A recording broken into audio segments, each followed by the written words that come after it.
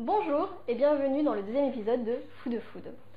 Aujourd'hui, je vous propose de faire ensemble des Paris-Brest. Souvent, on n'en fait pas parce qu'on trouve ça trop compliqué. Bon, on va essayer ensemble de voir si c'est possible. Merci aussi à ceux qui nous suivent déjà et qui ont regardé la vidéo. N'hésitez pas à poster vos commentaires. Pour cette recette de Paris-Brest, ça se fera en deux étapes. Une première étape pâte à choux qu'on fera au-dessus de la plaque et une deuxième étape, la petite chose à la praline. Donc, passons à la pâte à choux.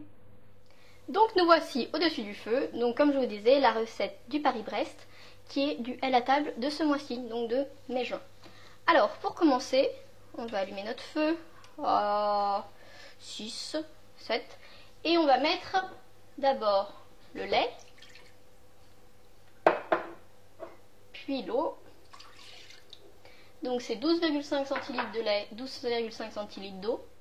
Donc on ajoute 125 g de beurre. Hop, et une pincée de sel.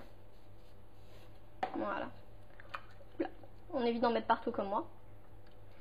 Et selon la recette, on remue. Donc voilà, mon beurre est en train de fondre. Alors c'est ensuite que l'étape la plus délicate de la pâte à choux arrive.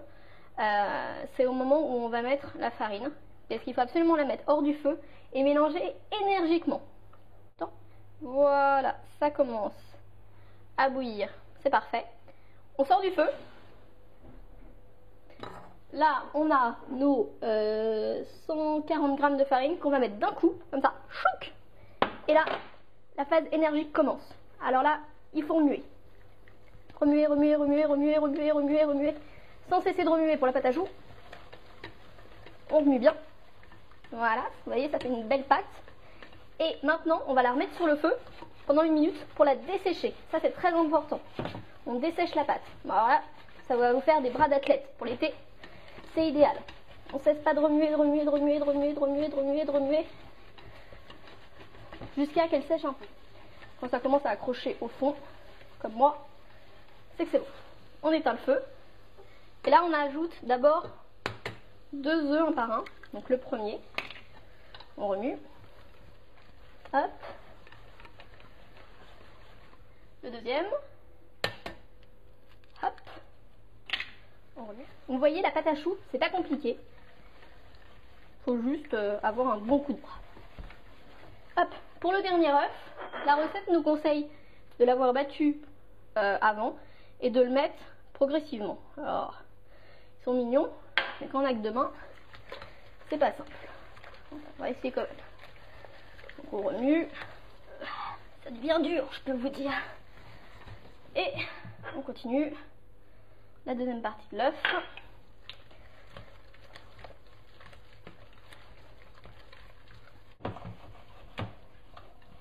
Et notre pâte est prête.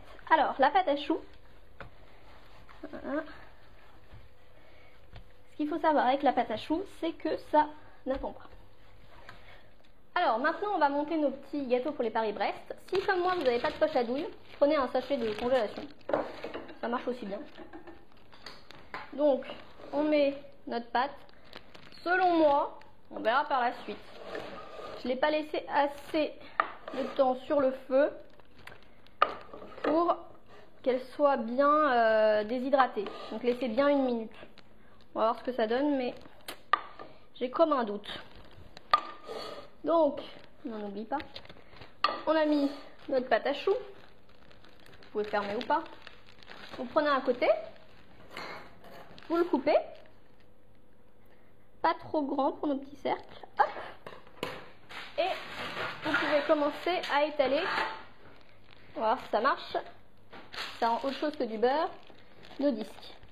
Donc, des petits disques. Voilà, ça va. Il y avait trop d'air. Vous laissez un petit trou. Parce que le Paris-Brest, ça a un petit trou. Alors voilà, mes petits boudins qui ressemblent pas à grand chose. On va maintenant ajouter du jaune d'œuf. Enfin, un œuf battu sur chacun d'entre eux. Donc comme je vous l'ai dit, et c'est ce que je pressentais un peu, ma pâte a pas assez c'est pas assez déshydraté, donc restez bien 1 minute sur le feu. Ça fera un nettement meilleur résultat et ce sera aussi beaucoup moins difficile à former en boudin que là. Donc vous mettez du jaune d'œuf partout. Voilà, c'est pour que ça dore correctement. Vous ajoutez des éclats de noisettes. Et on finit par un petit peu donc de sucre. Voilà, on va pouvoir enfourner notre préparation dans un four que l'on aura préalablement préchauffé à 150 degrés. On peut passer maintenant à la suite de la recette. Bon, alors maintenant on va pouvoir passer à notre pâte à praline. Donc notre... il n'y a pas de nom, pâte à praline. Donc on va commencer par mettre le sucre glace, donc 50 g de sucre glace, avec donc 100 g de beurre mou, hop, que l'on va mélanger au batteur. Donc on mélange au batteur. Il faut que le beurre soit mou. On va ajouter à cela 250 g de mascarpone.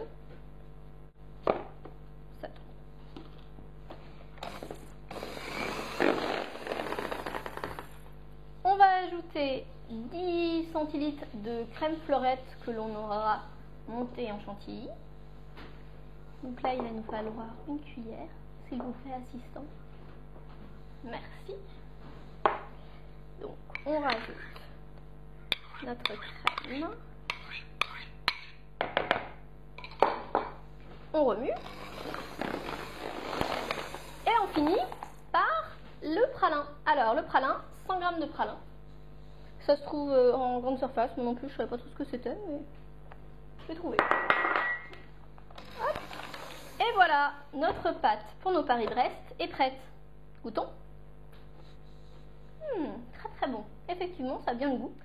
Alors comme vous voyez, le premier essai a été un échec.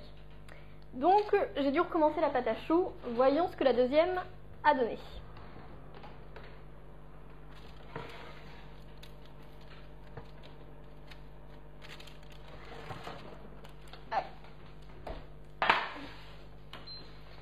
Alors on voit que la deuxième, ça a donné autre chose.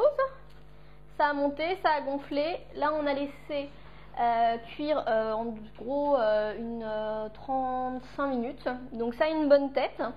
Comme j'avais un peu trop de pâte à choux, j'ai fait des petits choux. Ce qui est important à savoir dans la pâte à choux quand on la cuit, c'est qu'on ne peut pas ouvrir le four pour vérifier la cuisson. Donc à vous de faire des tests. Comme vous voyez, premier test raté, deuxième test concluant.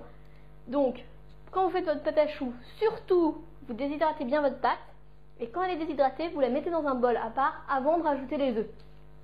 Et on obtient une pâte à choux réussie. On va attendre que ça refroidisse, on va les couper en deux et on les fourrera. Alors mes petits biscuits ont reposé, je les ai coupés en deux une fois qu'ils étaient froids. C'est important qu'ils soient froids parce que sinon la pâte qu'on a fait tout à l'heure, la pâte à la praline, va peut-être un peu tomber. Je les ai fait cuire, comme je vous ai dit, 33 minutes. Je le conseille un petit peu plus longtemps. On peut aller jusqu'aux 40 minutes pour qu'ils soient bien croquants. Donc, j'ai retrouvé ma poche à douille dans ce temps-là. Et on va donc mettre notre pâte à pralin dedans. On lui demande de venir un peu par là. Voilà. Donc, on prend le dessous.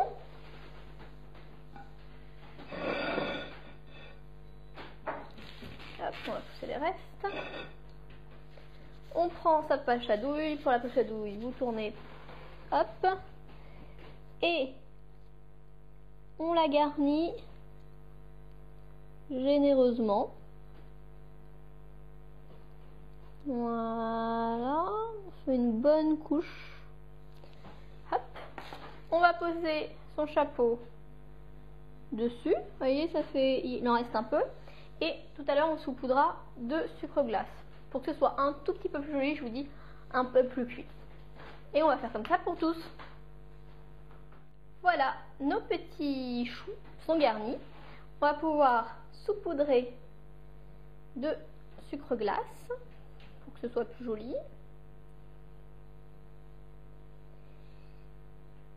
Et voilà, la recette est finie. Verdict de cette recette, il est important, comme on l'a dit tout au long de la recette, que la pâte à choux soit bien réussie. Si vraiment elle est ratée, c'est pas la peine de le cuire, il faut recommencer.